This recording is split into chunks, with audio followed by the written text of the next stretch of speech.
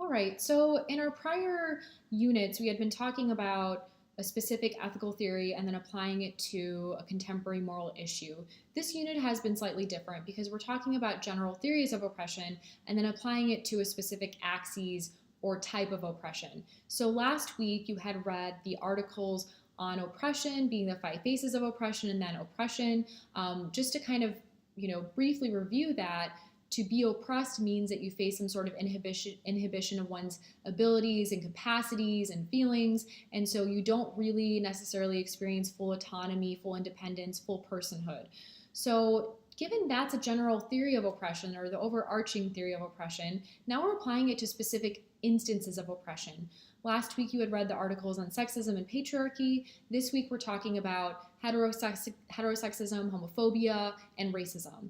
So specifically, the article that we're talking about today is Gender Treachery by Patrick D. Hopkins, and it's focusing on the intersectionality of heterosexism, homophobia, and also traditional sexism, or the rigid gender roles that we have in our society.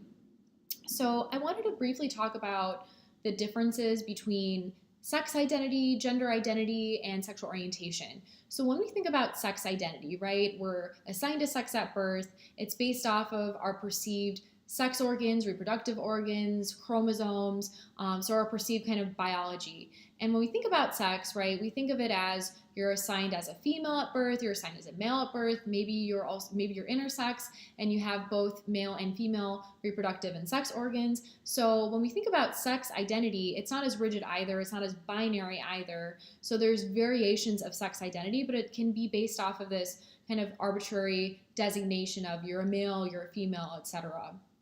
And so this is different though from gender identity, right? When we think about gender, it's what we construct, it's what we perform in society, it's a social construction based off of how we adhere to gender. So when we think about gender, right, you have man and woman, transgender, which is when someone's gender identity does not cohere with the sex that they were assigned at birth. You can also have gender fluid or gender nonconforming, where you don't necessarily adhere to the gender binary. What is the gender binary? It's basically this idea that you're either a man or you're either a woman, right? You can only be one of these. You can't be both.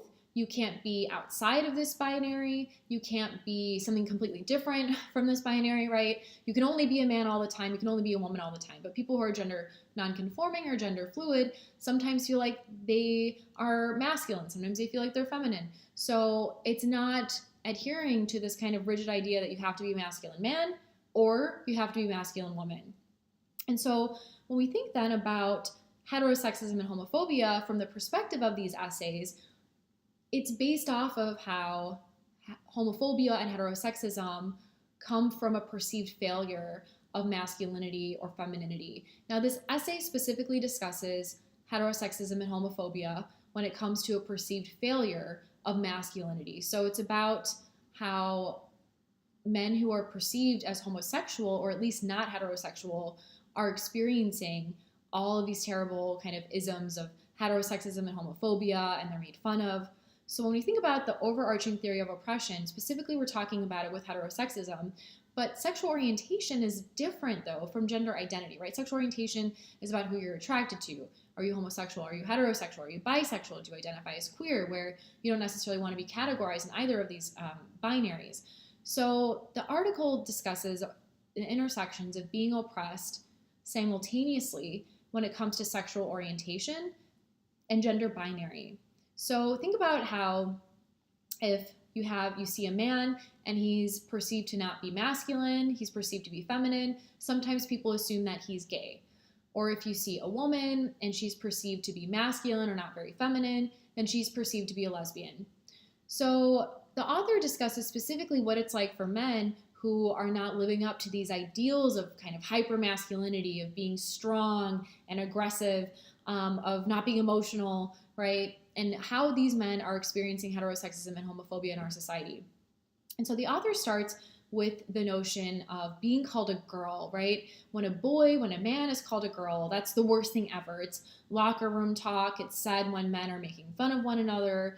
The P word is used to refer to men who are viewed as weak and not strong and not masculine. So it's a negative term, right? For a man to be called a girl, it's a terrible thing, right? They're viewed as weak and effeminate and not living up to the ideals of masculinity, right? So it's an insulting, prejudiced word for the failure of masculinity, a failure to live up to the gendered standard of behavior and identity, right? So what you're wearing, how you're speaking, what your body language is like. And so if you're experiencing a failure of masculinity, that means you're inadequately gendered. You're gendered incorrectly. You're not performing gender the way you should be or enough. So we see how homophobia and heterosexism are in response to someone's perceived failure to live up to the ideals of masculinity in our society. And this is a threat to a man's sense of self. So we see how we as a society we're thrown into a society where our identities are relational, right? We are thrown into a society that has these preconceived ideas of how you should be when it comes to gender, how you should be when it comes to race, how you should be when it comes to sex, how you should be when it comes to sexual orientation. And so our identities then are relational. And so if you have an identity that's viewed as transgressing some sort of social norm, that's going to be pretty traumatic, right? It's going to be pretty significant to you. But when we think about personhood, it's about how anyone believes that they fit into a society, how they fit into the world, and their relationship with themselves, right? Who they are, what they are, etc. So no one escapes being gendered, right? From the second we're born, we are assigned a sex at birth. We are also assigned a gender at birth. We are referred to by gendered pronouns all the time, he, she. So we cannot really escape gender in our society. It's something that we're kind of thrown into. Therefore, gender and how it's perceived in our society has an influence on our sense of self and our sense of personhood. And so personhood is basically regulated by the gender binary, right? You can only understand yourself as a man or as exclusively as a woman. You can't understand yourself outside of this binary or in between this binary, right? Or as fluid. So if you are a gender traitor, right? Think about the term, the title gender treachery. You have violated the rules of gender identity. You have violated the rules of gender performance. And so it's connected to how homosexuality challenges our assumptions about these related categories of sex and gender. So if someone is viewed as failing to live up to these ideals of masculinity, then the man is also viewed as being potentially homosexual, right? You can't be viewed as a strong heterosexual guy if you're not being masculine. So they're integrally tied to one another when we think about our relational identities. So now that we can kind of think about what being a gender traitor means, right? What does it mean to transgress these ideals of gender? Let's think about heterosexism and homophobia in our society and how they're kind of this negative reaction to gender treachery, to being a gender traitor. So the author talks about how heterosexism is kind of a politicized term. It's based off of a political situation in which heterosexuality is viewed as superior, as ideal, as normal, as natural, as practical, as the practical ideal way of existing. So no one assumes when you're growing up, people always ask you about, oh, you have a crush on this person who's the opposite sex. No one really assumes that you could have a crush on someone of the same sex, right? So it just assumes that everyone is heterosexual. It assumes that, you can only have an ideal family if you are heterosexual, and that it relates to kind of certain religions and how certain religions kind of negate homosexuality and view it as being deviant or inferior. So when we think about heterosexism, right, it's all of those beliefs about heterosexism being the ideal in society. It's also connected to our institutional practices in society, which privilege heterosexuality, right? Think about job benefits, think about partnership benefits, right? Gay marriage was finally legalized 2 summers ago via the federal government through lifting the ban in some states. So it's been kind of a recent victory within the LGBTQ plus movements, and it's important to understand how there's so many other forms of discrimination that non-heterosexuals face when it comes to employment, when it comes to bullying, when it comes to harassment. So heterosexism then is kind of that institutionalized idea of privileging heterosexuality over all other forms of sexuality, being homosexuality or bisexuality or pansexuality, which is when someone is attracted to all sexes and all genders.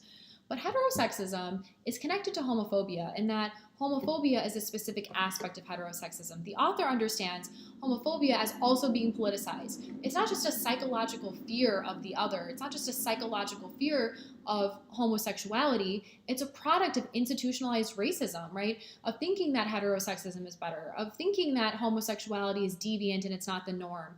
It's not just a crazy, irrational person who's homophobic. It comes from the society we live in that privileges heterosexuality. We don't have a heterosexual pride and pride parade because heterosexuals don't necessarily need pride, right? It's due to the LGBTQ plus community feeling and experiencing marginalization in our society.